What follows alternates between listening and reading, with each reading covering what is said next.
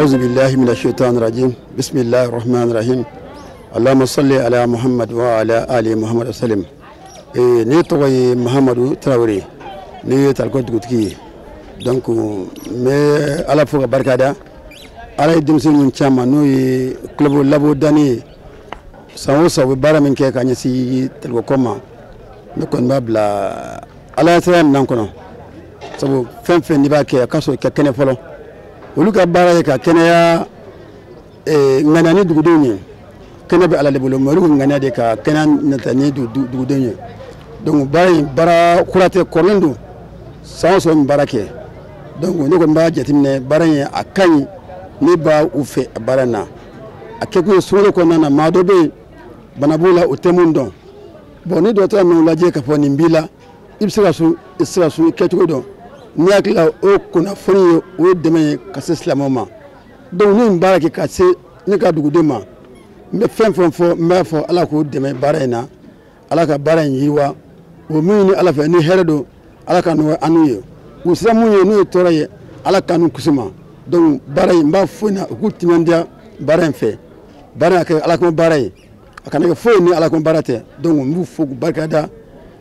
u ka baara in na a kɔni a diyara ne bi a diyara ne sini n b'a dɔn a diyara silamɛ bɛɛ lajɛlen parce que maa ma ni baara ɲuman kɛ dugu kɔnɔ a bɛ dugudenw fana lafiya donc vraiment n bɛ min fɔ foli la a diyara n ye ala ka n'u sara donc ne kɔni b'u fɔ na ka fɔ i na awɔ merci bien. Ibrahim Samake.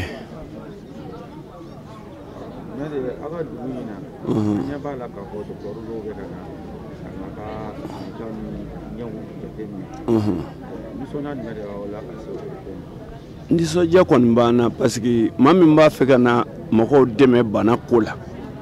k'i dɛmɛ kɛnɛya siratigɛw fɛ o kɔni ye dɛmɛ kɔdan de ye ne y'a ma ni su ni maa de don adamaden bɛ giri o girin kɛ kɛnɛya de b'a bɛɛ kan ɔ mɔgɔ maa bɛ na ni kɛnɛya sira ye dugu kɔnɔ o bɛ dugu fɛ o bɛ jamana fɛ donc an nisɔndiyalen don kosɛbɛ fɛn min yɛrɛ ɲɔgɔnna ka dɔgɔ o de ye nin ye ka na tension lajɛ ka diabète lajɛ ka ɲɛw lajɛ o bɛɛ bɛ lajɛ ɲɛ ala kama n karamɔgɔ ko ba ye koyi an kɔni nisɔndiya mɛ nisɔndiya dan na wa an b'a deli ala taala fɛ nin ka k'a tugulen de ye ka taa koyi u ka k'a tugulen ka taa minnu ye ka baara kɛ ala ka kɛnɛya d'u ma ala ka kɛnɛya d'u ma ala ka kɛnɛya d'u ma ala ka fanga d'u ka dɔgɔtɔrɔya la ala ka fanga don a la u y'a dabɔ fantanw dɛmɛ kama cogo min na ala k'a n'u dɛmɛ ala k'a n'u laban ɲɛ ala k'a n'u kunnadiya u ka ɲinifɛn dogolen n'a baginen hɛrɛ bɛ fɛn o fɛn na ala k'a bɛɛ jilen nɔgɔya n'u ye ala k'o kɛ ala kɛra kanu kama alikuranɛ bonya kama salli ala muhammadin.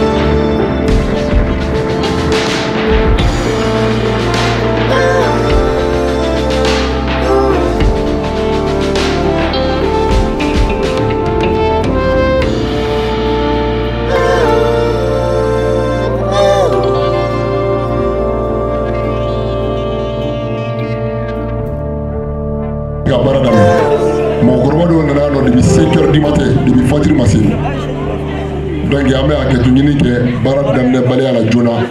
mais adamaden ko don a tɛ dafa labu min b'a ko ɲɛma ale ni papi ninnu b'u sen kan depuis kunasini surɔ ne ninnu farala ɲɔgɔn na zorere wagati u bɛna ale fura place la dɔgɔtɔrɔso la pour que fura min kan ka di mɔgɔ ma k'a place a place cogo la u bɔra yan nɔ fo 2 heures 3 heures bon n'a fɔra k'i ka t'i da o la ko a tila ka soli ka wuli i dun bɛna ale contrôle de la docteur baara de don n'i ma sunɔgɔ i bɛ nkalon tigɛ k'a da mɔgɔ la ka sɔrɔ fɛn t'a la donc o bɛnnen t'i da dɛ. aw ni sɔgɔma. n b'a ni sɔgɔma. monsieur le maire. oui. ne alimamu tɔgɔ la. a ko ka foli kɛ. dani labo u ye jɛkulu min sigi. ka hakilina min sɔrɔ k'u bɛna mɔgɔw ɲɛji cɛ n'o ye banabaatɔw ka situation lajɛli ye minnu bɛ ni diabète b'u la tension bɛ minnu na ɲɛko bɛ minnu na ka n'o baara kɛ u n'u jɛɲɔgɔn donc ka bɔ ka u fo dugutigi tɔgɔ la ani alimami tɔgɔ la Sidiki jɛkulu bɛɛ lajɛlen tɔgɔ la ko jama ka bisimila merci. اللهم صل على سيدنا محمد وعلى آل سيدنا محمد وسلم. السلام عليكم ورحمة الله وبركاته. وعليكم السلام ورحمة الله. والله أن صغمة. أسير هيرا لا على كتلي هيرا دم. أين يهون سوريان دكتور سوريان سمادن على كهيرا. مؤمن يوم بيدي. Iyo nyamogoye ani kende atigi nyamogoye ambe barka dawi tali ko dugutigi yang quartier be dugutigi togola almamiu men be quartier gono togola ambe fori kawe ka barka dawi ka dawu kawe ya rabbi ala kanga sigi sabati ala kanga sigi sabati ambe dawu kawe ka bara ala ka tanya ala kanga sahaba ala kanga dugu sabati lakina barka ko anana ke yako ni furam sa kemedu mate moka ambe fuli de ke alsa ala ka barika du jeina ala ka jein bar anana fanta fuli kama na fara ko nye wata ngoro ta bani kila ka fura sa fo ata ka ke de mais ornasi mbrane ma folo kemedu dimi kalmela ni be ke nyek seka ma fura ga sa ko fe ne ko ni fo bi problème ma nyensa ko wo to gele ko nu na o sa ele ma no e bi ko ngalo fana la ko ba so ko bora na ko ame foli da ba ala ka bulu na ka bara la ala bla koro e ala na bla bana se amina sen sogom woni jago Jenaba Tangara Jenaba Tangara iga bara e mo ka bara na ko senere so marena anye bila ina na kuna ya nena na ko me ko leli kala ko angana nyere la che anana wurela nanga hera be mina ala ko no ko ya yalma mu ne be gi to ne nye ko ni tiena nde yoro jamfe salo e fu meni kena ika ay salo ne kunte e a metu ya diga e a metu ya diga soro kana anya me mishirire la wala mishirila pangana ko surakala kana nyibya pangana nyere la je ana na udo e yere kala ni mu ne kala ni yemenye ala ka hera ka ala ka sabati ala ka jamana nyamajo ala ka amna go nogo kan gisi bana jugu toroma ala kana jugu sana jena ala ka nyere junuba ala ka kenanya sabati ala ka lakana kan gisi gere ma ka gere kisham ala ka duga bo nogo yani ala kana ndu jabana ala kana ndu namarala la kan jiga ngujiri sumana kira kan koso atena ke para ye ko mun be jo an se kɛra fɛn fɛn sigida dɛmɛli la parce que an delila ka a dɔw kɛ o kɛra tanko dɔgɔtɔrɔso na an consultation kɛ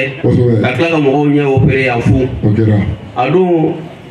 maladie laban yɛrɛ opéré la 1h du matin donc o mɔgɔw dɔw bɛ kɛnɛ kan yan an ye minnu fɛnɛ organisé an taara olu dɔw opéré Jelibugu la dɔw fɛnɛ taara opéré Kati donc nin ye mouvement ka wale de ye k'a yira mɔgɔw la sigida mɔgɔw la ka dɔn k'a fɔ jamanajɔ a bɛɛ tɛ kɛ kuma ye i se kɛra mun ye n'i bɛ se k'o kɛ sigida la i b'o kɛ vraiment comme mɔgɔw mɛnna sigilen kɔngɔ bɛ mɔgɔw la mais mun fɔ ka d'a kan mɔgɔ fɛn fɛn kɔni taara lisi kan bi hali n'a kɛra mɔgɔ 400 ye an t'an kɔ don a kelen na yan bi k'a sɔrɔ bɛɛ ma furakɛ an bɛ tension ni diabète lajɛ fɔlɔ n'olu lajɛra bɛɛ bɛ se ka dumuni kɛ fɔlɔ an bɛ dumuni kɛ k'an patienter ka ɲɔgɔn makɔnɔ donc farikolo bɛ lajɛ fura mun kan ka d'i ma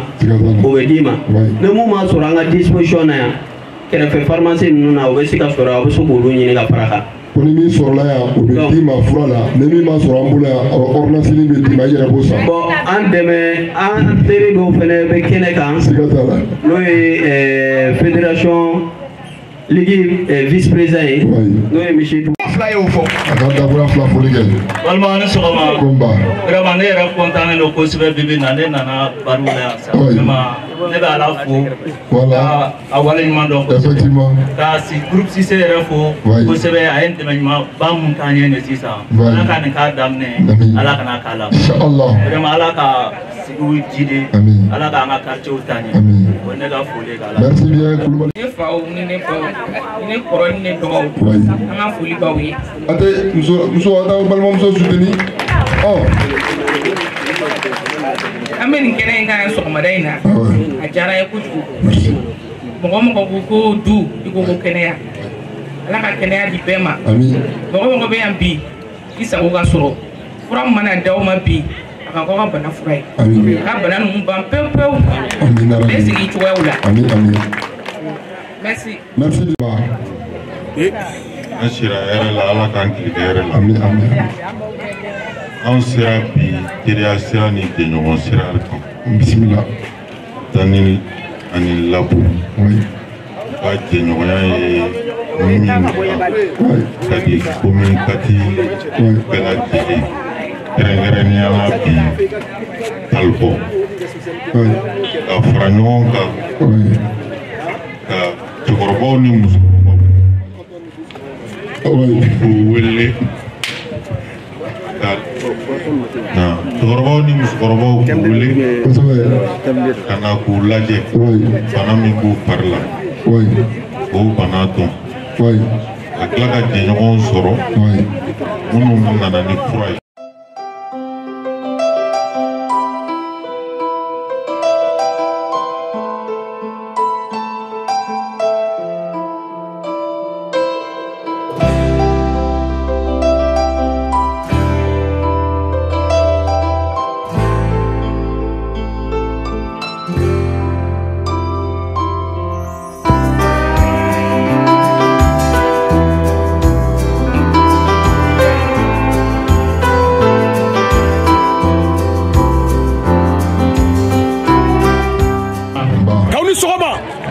Ala min ye bi yira n na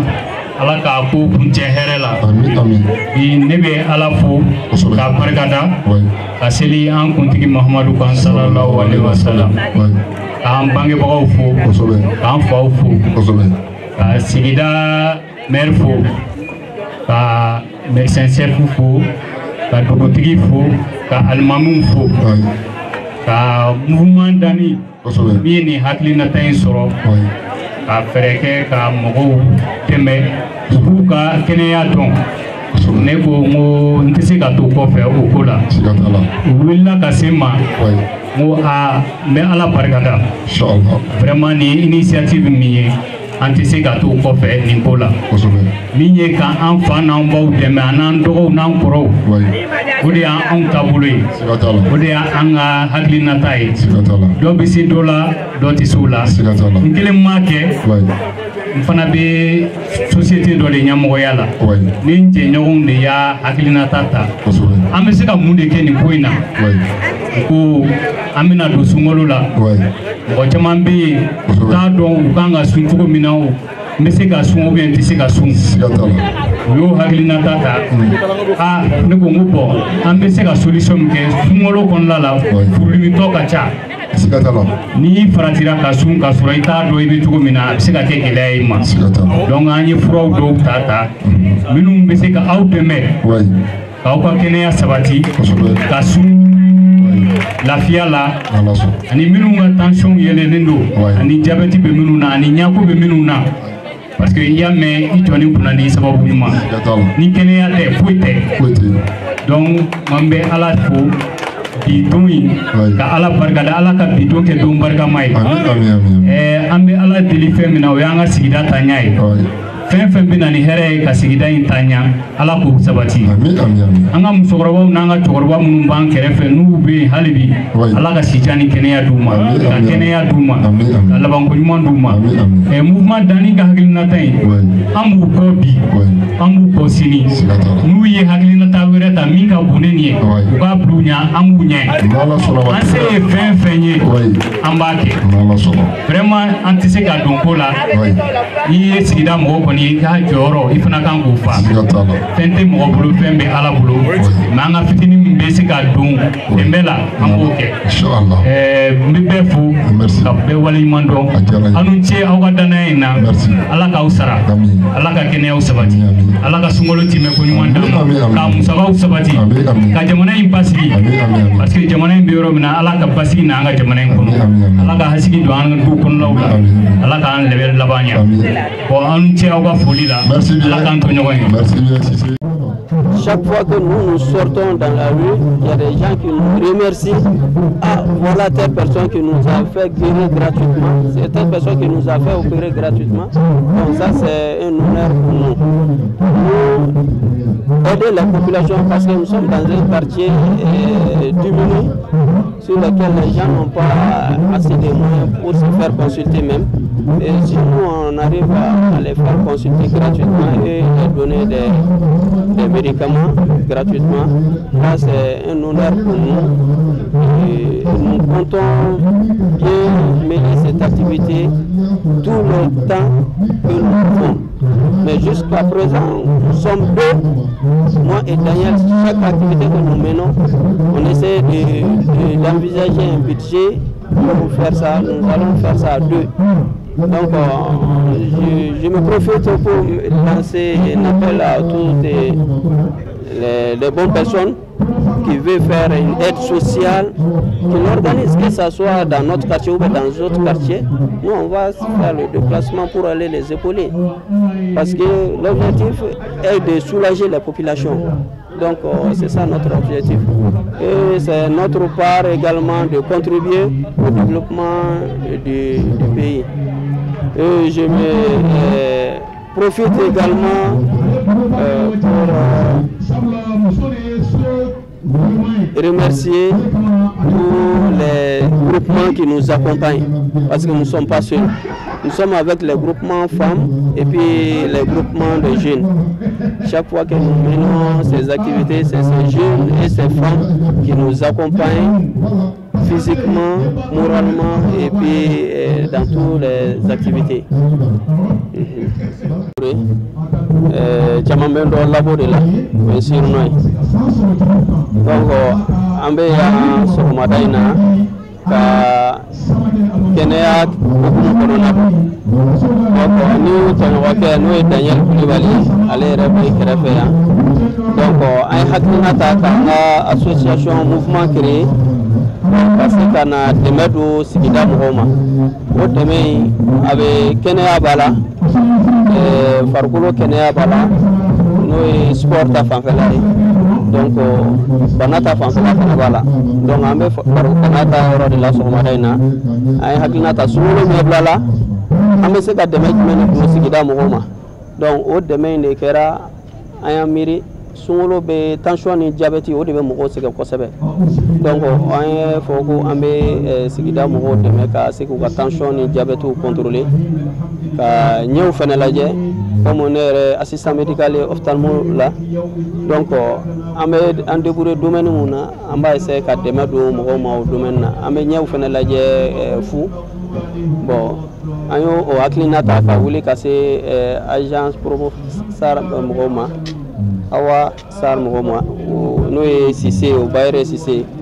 a y'a ko k'a b'an dɛmɛ a ka hakilina la ani furako ta fanfɛ a ye fura caman ta k'o d'a ma n'an ye mɔgɔw lajɛ a kɛra tension ye a kɛra diabète ye a kɛra ɲɛ ta fanfɛla ye an ka fura fana d'u ma fu donc o yɛrɛ de y'an tɔ motiver ka se ka baara in lawaleya. Ni baara in tako sabanan de ye an fɛ tan donc tako fɔlɔ la an ye mɔgɔw an y'o kɛ ɲɛ de la an ye ɲɛw lajɛ fu donc mɔgɔ minnu bɛ yen ni cataracte b'u bugun b'u ɲɛ kan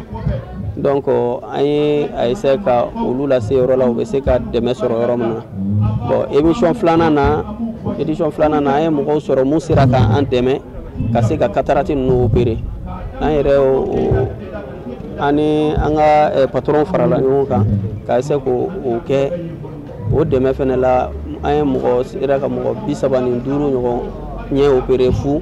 ka tila ka furaw fɛnɛ d'u ma donc o ye mouvement yɛrɛ ka action ye donc ni ye édition sabanan ye an ma dan ɲɛ dɔrɔn ma an ye tension ni diabète fara kan ka tila ka fura di fɛnɛ fara kan n'an dɛmɛ jɛmɔgɔw ka dɛmɛ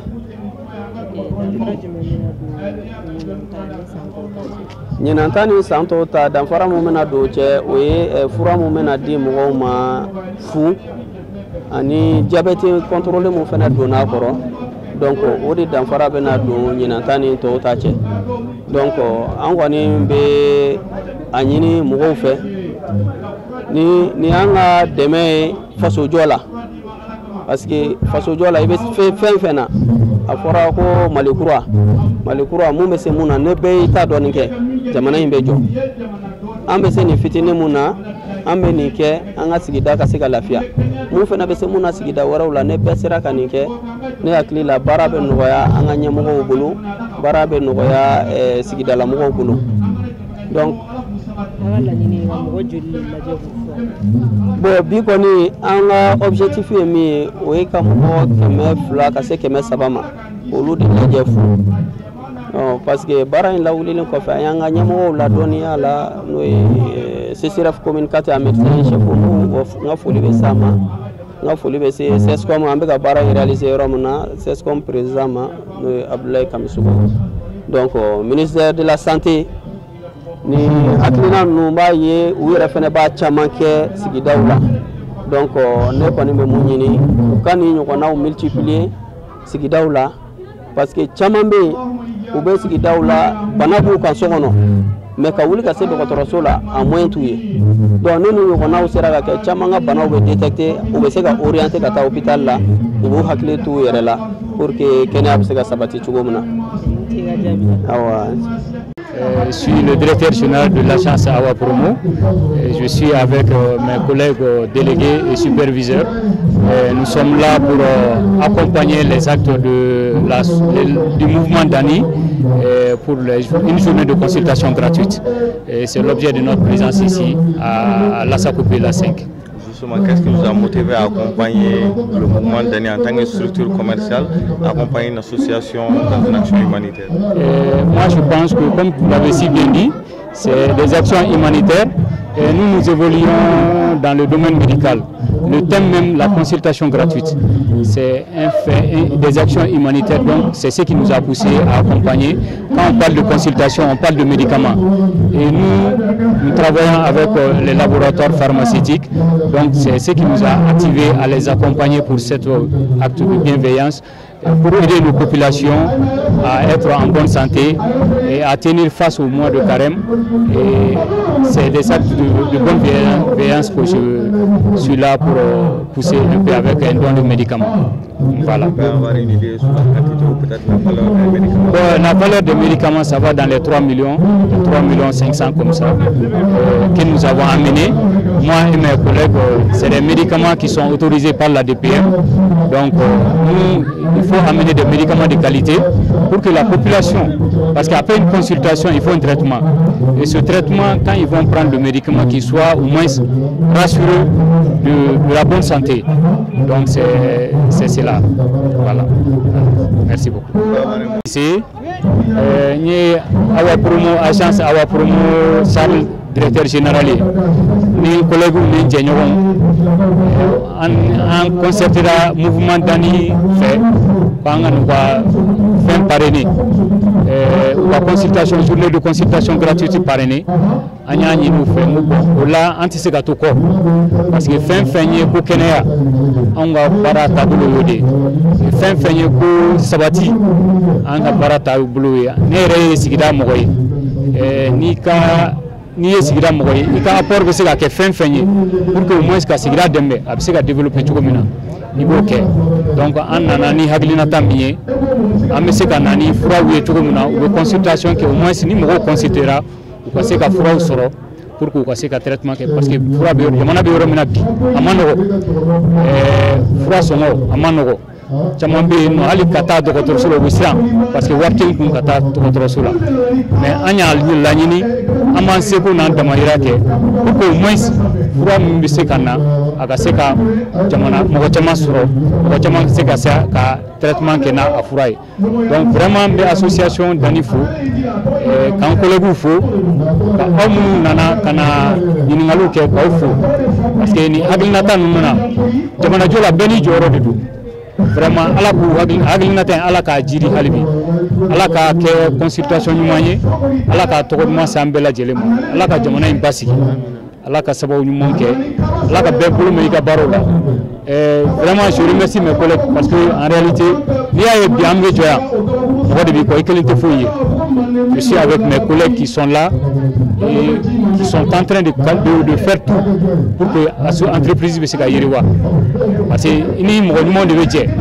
mais ni mɔgɔ jugu jɛra i ka entreprise tɛ taa yɔrɔ la n'i y'a ye an bɛ yan bi olu de don donc n b'u fo k'u waleɲuman dɔn ni n ko u ka wuli sɔgɔma u bɛ wuli sɔgɔma ni n ko u ka wuli tuma o tuma u bɛ n kɔ donc vraiment n b'u fo k'u waleɲuman dɔn k'a fɔ ko an bɛ ɲɔgɔn bolo voilà fura ninnu hakɛ bɛ taa $3 ani 500 dɔ la fura ninnu hakɛ bɛ t'o la dans les jours à venir n y'o de fɔ mouvement Dani ye on va bien organiser nin ye ko daminɛ ni ala sɔnna ma ko wɛrɛw mana na an se ye min ye tuguni k'a kɛ an b'a kɛ pour que ka u dɛmɛ voilà merci beaucoup. Ne tɔgɔ Lasine Tangara mouvement Dani Labo ne y'o secrétaire général ye bi an y'a wele basi tɛ k'a sababu kɛ an ye initiative dɔ ta komi sunkalo hokumu sera ka ban an bɛna don sunkalo kɔnɔna la donc an ko an bɛ bonyamasegin kɛ an ka population ye ka bolomafara di population ma n'o ye consultation gratuite ye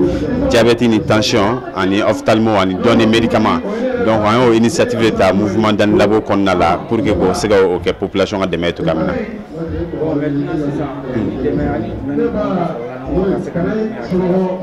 Ni dɛmɛ naani laboratoire dɔw fara ɲɔgɔn kan n'an b'a fɔ o ma ko Awa Promosar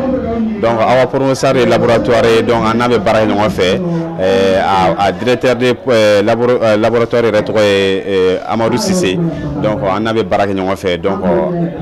an bɛ activité fɛn fɛn kɛ an n'ale b'a kɛ ɲɔgɔn fɛ donc an n'ale jɛra ka nin baara kɛ ɲɔgɔn fɛ. Bon, ni en 4e édition de nata 4e édition ça veut dire que ça nani san san b'a kɛ.